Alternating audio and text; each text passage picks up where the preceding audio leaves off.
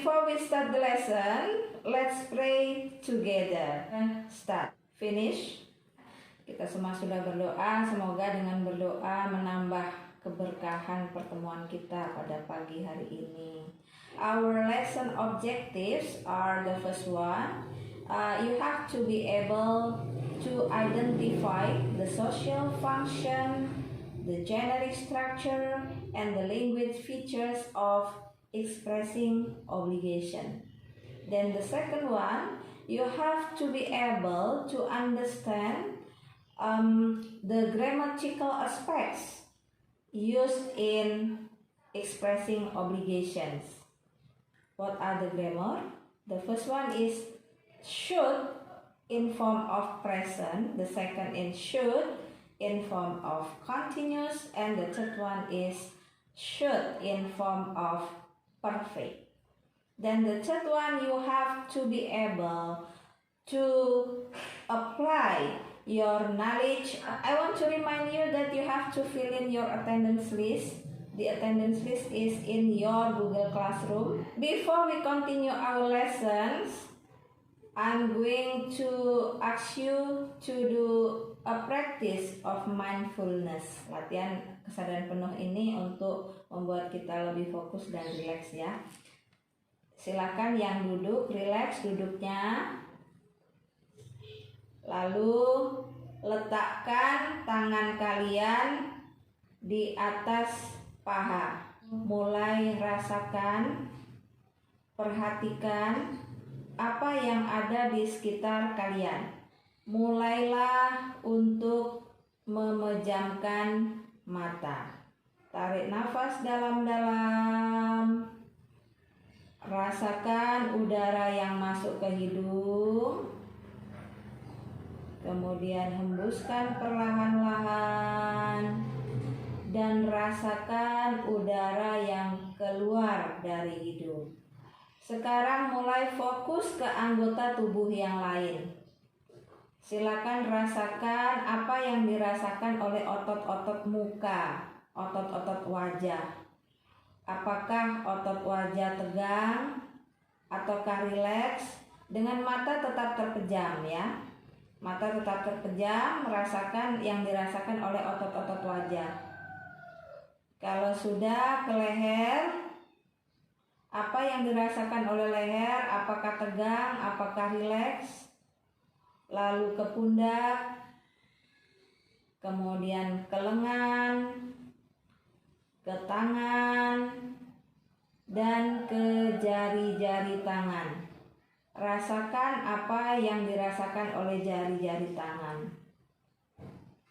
Jika sudah, mulai rasakan apa yang dirasakan oleh punggung. Apa yang dirasakan oleh punggung? Lalu ke paha, lutut, betis, lalu kaki. Apa yang dirasakan oleh kaki? Lalu ke perut. Apa yang dirasakan oleh perut saat kita menarik nafas? Dan apa yang dirasakan oleh perut ketika kita menghembuskan nafas? Baik, latihan sudah selesai. Silakan buka mata perlahan-lahan. Ya, seperti yoga ya kata Hadi. Nah, jadi kalau latihan mindfulness atau kesadaran penuh itu memang mirip ya dengan yoga, atau orang biasanya menyebutnya meditasi begitu ya. Jadi kita memfokuskan pada apa yang ada pada diri kita, apa yang ada di sekitar kita. Jadi kita benar-benar fokus gitu. As I said to you that for today we are going to discuss about expressing obligation. Nah, di sini sudah ada Jamboard, sudah ada yang coret-coret ini. What is expressing obligation? Then the second question, what is the social function of expressing obligation? Di sini kata Abednego, expressing of obligation is expression. Mungkin expression ini maksudnya bukan expression ya. Expression is an expression To express the idea of necessity, to speak of obligation, or to give firm advice to others or to oneself. Do you agree with Abednego? Di sini kata Keisha, the social function of obligations are to remind someone about the necessary, to give strong advice or suggest someone, and to warn someone about something that is not permitted, and to obey the rule. Do you agree? Well, the grammar, the first one is using should in form of present. Di sini dalam bentuk present, you should go to the doctor. Yang disebut dengan present itu adalah kata kerja yang digunakan bersama dengan should ini. You sebagai apa? Subjek. Kemudian should adalah model auxiliary-nya, kemudian go adalah verb one-nya, ya, kata kerja bentuk pertama. Nah, grammar yang ini berarti sudah pergi ke dokter apa belum ya? You should go to the doctor. Ya, belum ya. Kita baru menyatakan keharusan. Ada teman nih, udah sakit, udah panas, udah 3 hari. Wah, kamu nih harus ke dokter ini, gitu. Now, the next one is using should in form of continuous. We should be studying for our exam tomorrow. Yang membuatnya disebut continuous ini yang mana ya? Penggunaan kata kerja dalam bentuk in, betul sekali. The next one for using should in perfect form. Kita dalam bentuk perfectnya. Nah, kalian sambil siapkan contoh kalian ya. He should have done the homework. Nah, yang membuatnya disebut dengan perfect itu karena apa ya? Iya, penggunaan have dan kata kerja bentuk ketiga.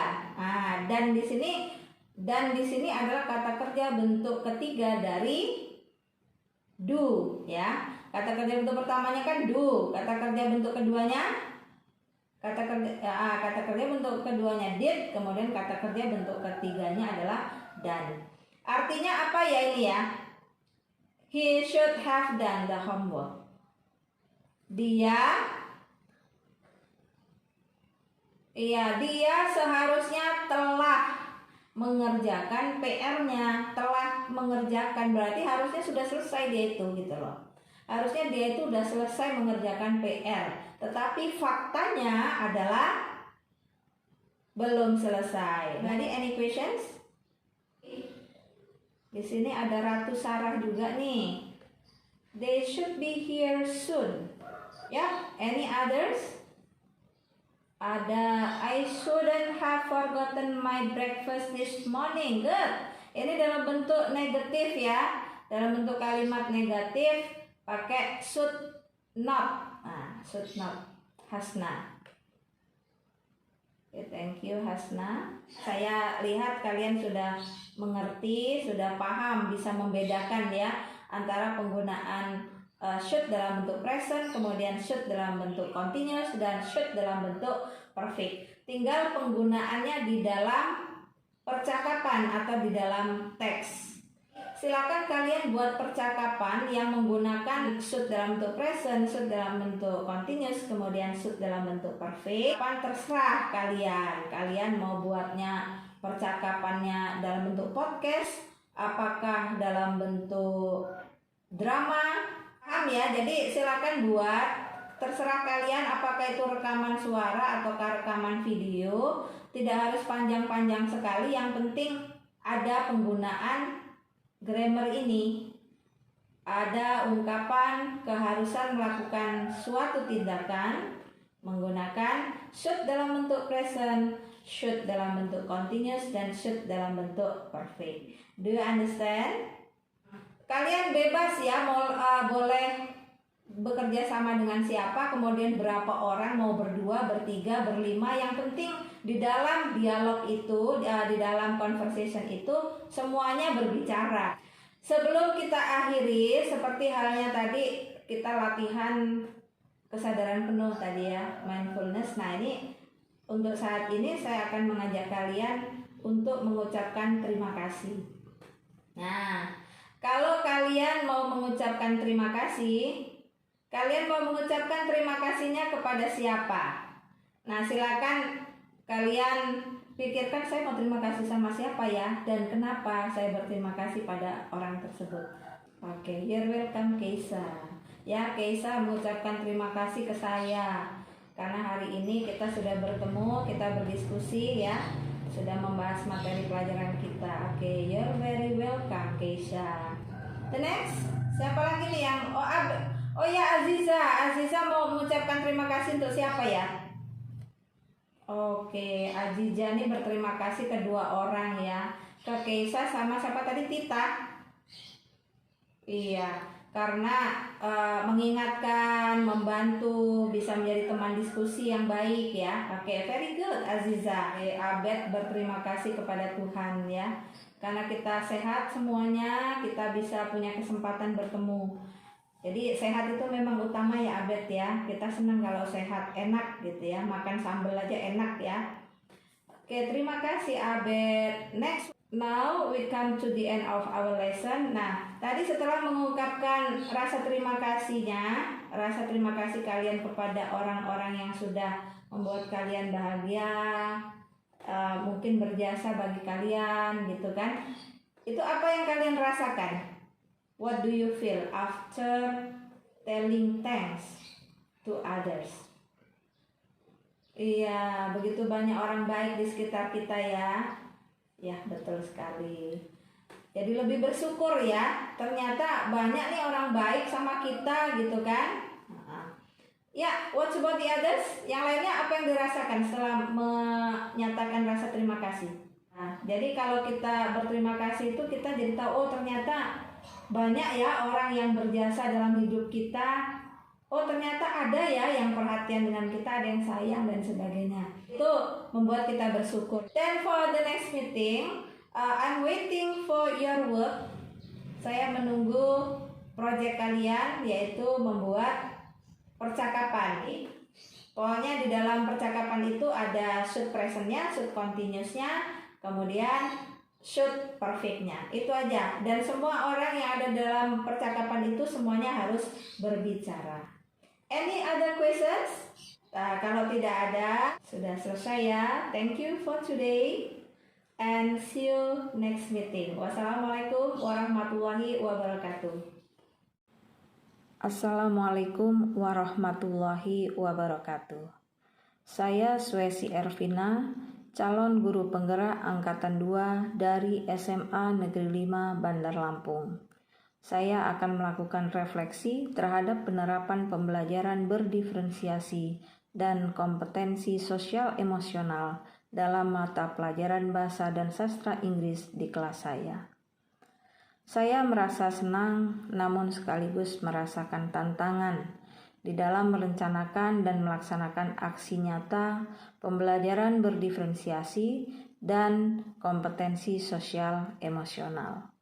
Saya harus dapat merancang rencana pelaksanaan pembelajaran yang dapat mengakomodasi kebutuhan semua murid. Pembelajaran yang saya dapatkan dari aksi nyata modul 2.1 dan 2.2 ini adalah bahwa menjadi guru itu menuntut kreativitas yang tinggi. Dalam memenuhi kebutuhan belajar murid, saya harus menguasai banyak hal, seperti penguasaan terhadap metode, pendekatan, dan teknik yang tepat dalam pembelajaran. Untuk memperbaiki proses pembelajaran yang saya lakukan, upaya saya adalah dengan belajar, dan belajar. Saya harus menguasai teknologi pembelajaran sehingga saya dapat memberikan proses pembelajaran berkualitas yang sesuai dengan perkembangan zaman murid. Berdasarkan pengalaman saya sebagai guru selama ini, saya merasa bahwa teknologi berkembang dengan sangat cepat dan sebagai guru, saya harus mampu menyesuaikan diri. Harapan saya, melalui program pendidikan guru penggerak ini, saya dapat menjadi guru yang mampu mengarahkan murid saya menjadi generasi unggul di masa depan dengan profil pelajar Pancasila. Salam Guru Penggerak.